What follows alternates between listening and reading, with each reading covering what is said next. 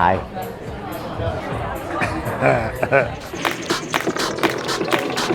When I say this place is slick, I mean slick. Tonight, Judd and I, we're having an opportunity to celebrate together, you know, with the big boss and go to a place that originally was built and operated as a non-kosher operation, highlighting the cuisine called Nikkei cuisine. They're able to kosher, and now, tonight, we get to explore one of the only restaurants doing this style of cuisine in the entire world.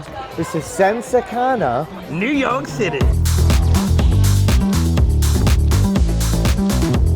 Nikkei cuisine. It is the cuisine of Peru, but the cuisine of Peru as translated, as I understand it, from the 100 years of Japanese lifestyle occurring in Peru. Ceviche. Ceviche is an acid-cooked fish. Things are so important here. There's certain elements of corn. We have corn here, corn here, corn here. Inca is corn country. Yeah? So, are you ceviche? I will. The first hit, we're finding out what Nikkei cuisine is. There are so many elements here that are very specifically Peruvian. But the fact is, they're Peruvian and with a unique Japanese aesthetic and flavoring. My God, I'm learning new things today. Here we have sushi, Peruvian sushi, but it's Japanese sushi out of Peru. Even the burdock root, this is a Japanese ingredient. Fatty tuna, and the spice there, you know what the spice is? That spice is ají, right? Ají pepper. It's a very delicate, fruity spice. This is beautiful. The prep in there is beautiful.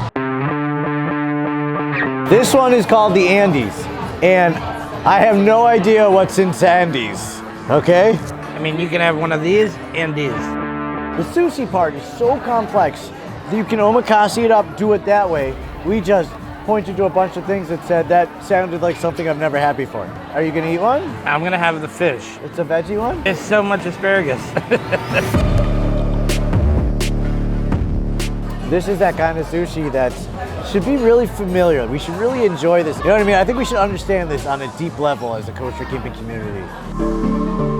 Chutoro and otoro. There's two parts of the belly, up and then lower. So this is the fattier and then fattiest.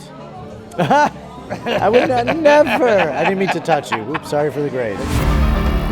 It's all about that silky ocean textures and flavors. This is where it comes from. This is it. The idea is the fish tastes like the ocean it lived in.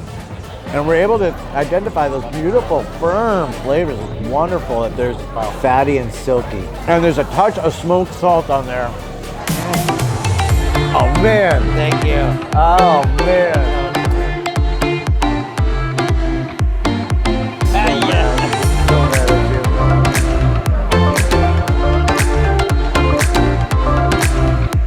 Dumplings, if you want to ask me, of all the places in all the countries that make dumplings, Japanese to me, you know, the premier, my benchmark.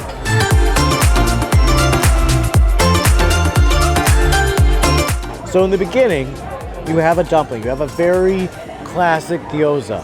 And then as the beef falls apart, the flavor turns into more of that crumbly empanada structure. It's a little bit different.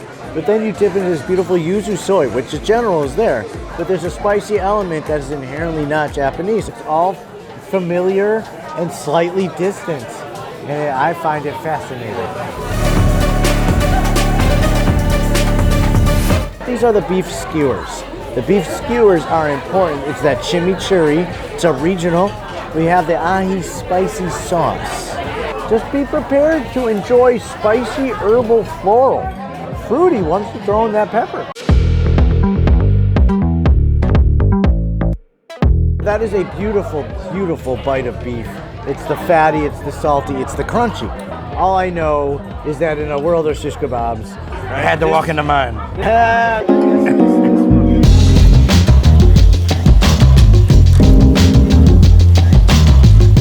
There's one of the most famous dishes in Peru. It's called Lomo Saltado. I Googled like what it was so I could pretend to know what I'm talking about on camera. Dreddled? I juggled it. Yeah, I juggled it like on my phone before. Because that's all we do is you just juggle it before we get on here. These potatoes are very special. Why? These are Peruvian potatoes. So we have like this beef that's kind of seared, crispy, salty, and then we have all the fruits in there. L'chaim, there you go, there you go. Very traditional Peruvian food. So without having to juggle it, I know that this is really a very traditional Peruvian dish. And when you say like, why would this have that Japanese Nikkei cuisine? Why is it so representative of everything that is Peru and everything that is that restaurant? It's because there's an incorporation of things like soy sauce and other ingredients.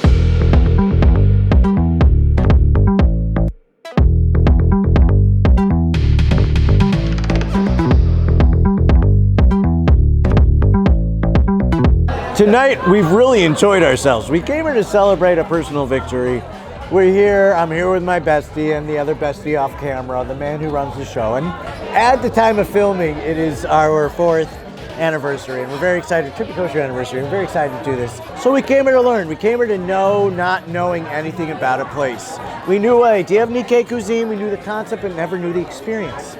In Manhattan, in a space that was never intended to really entertain this kind of audience, they brought a brand new level of service and understanding and quality to the audience that we are part of and love and represent and enjoy.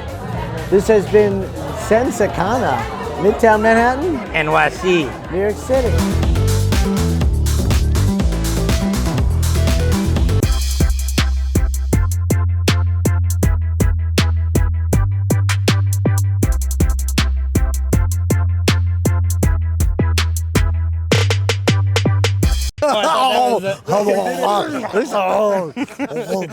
Oh,